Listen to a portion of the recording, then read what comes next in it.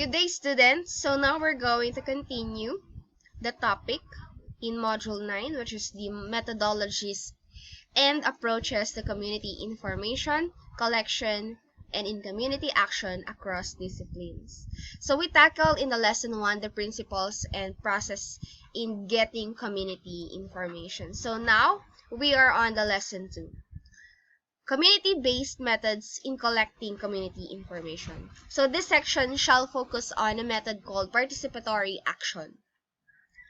So what do you mean by participatory research? So it's an investigation of problems and issues concerning the life and environment of the unprivileged in society by way of research collaboration with the unprivileged. So whose representatives participate in the research process as equal partners.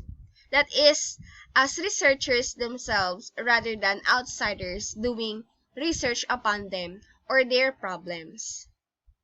So, PDRP, Program of the International Labour Organization. So in this approach, needs, conditions, and problems are identified first.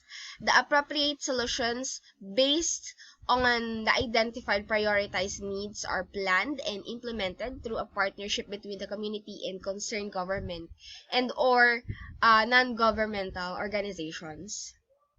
So a community organizer or facilitator who enters in a new community undertakes some form of social investigation through collection of community information. In undertaking the role, it is important to observe the following practices, as recommended by Cabilles. Okay, number 1, recognize and value the indigenous knowledge and skills of the people. Trust their perception, experiences, and capabilities. Number 2, suspend your own perception. 3, equip yourself with knowledge, orientation, and skills that go with implementing PAR or participatory action research. 4, practice the principle of participation and empowerment. 5, acquire an understanding of the broader social context.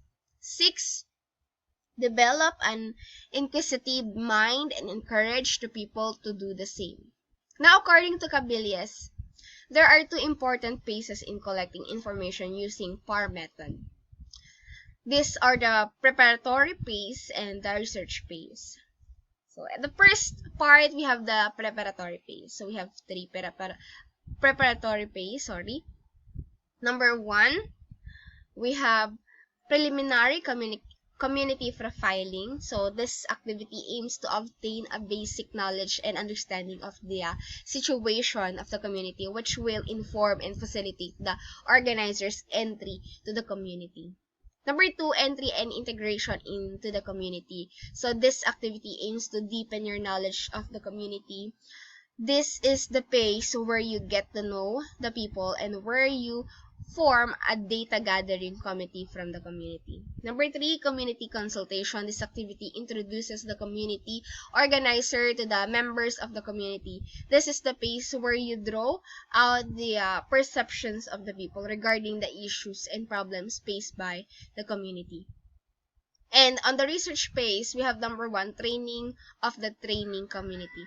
This activity aims to provide the community with the basic skills, knowledge, and orientation that they need for the research. Number 2, pre-testing the data gathering tools. This activity aims to identify the weaknesses of and improve the data gathering tools. So also this is done to familiarize the community members with the data gathering methods and tools they will be using. Number 3, actual data gathering. This activity aims to obtain relevant data which can be used to respond to the issue or problem being studied. Number 4, consolidation of data. So this activity aims to organize the gathered data into forms which will facilitate analysis. 5, analysis of data. This activity aims to identify issues and problems in the community using the research findings. The roots and effects of these issues and problems are explained in this activity. Number 6, preparation of the data.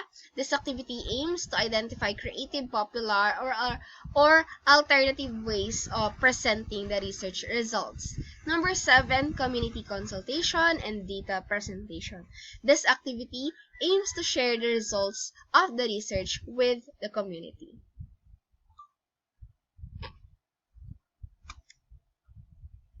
Okay, and for collecting a specific type of information, there are community-based approaches to collecting community information. So the Philippine Partnership for Development of Human Resource in Rural Areas, in the context of working with the community farmers, introduce tools that can be used by community organizers to understand a geographical community.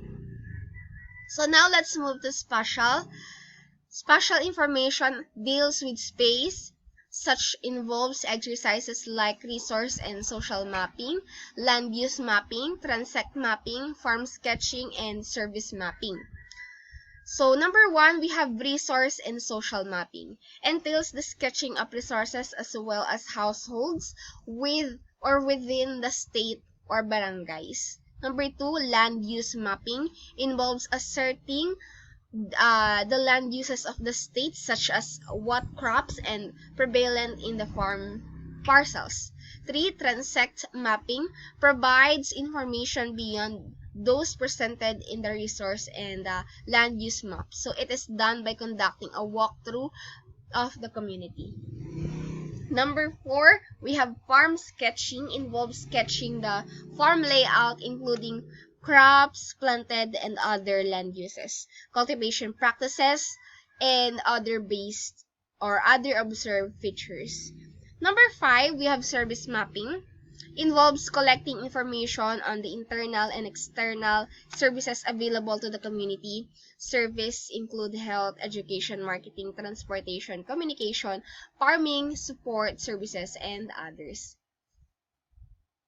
And temporal information includes the historical information of the community, which includes the past problems, trends, and accomplishments. So these data are useful in bridging the gaps between the past and current situations and may include the following. So number 1, we have seasonal calendar. Determines the patterns and trends throughout the year in a community.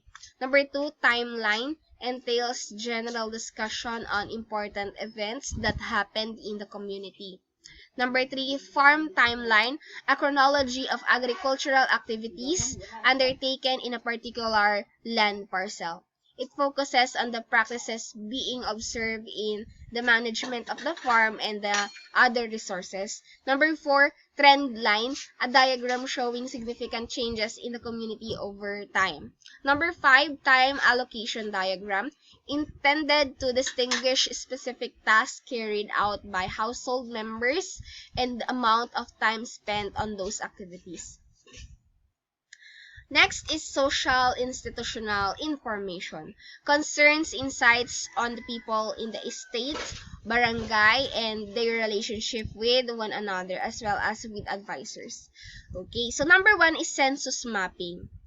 Provides details of the community with focus on its residents. Number 2, Venn diagramming shows the relationships of the different situations or institutions, as well as the individuals with one another with outside groups.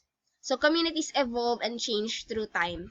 People come and go and new developments arise. So thus, for purpose of accuracy, relevance, and appropriate alignment of community inventions or interventions, make sure that collected data for particular community are up to date.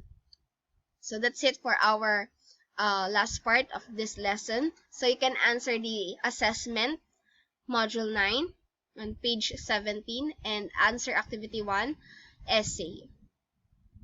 Okay, so thank you so much for listening. Enjoy answering your modules and activities. Stay safe, everyone, and God bless.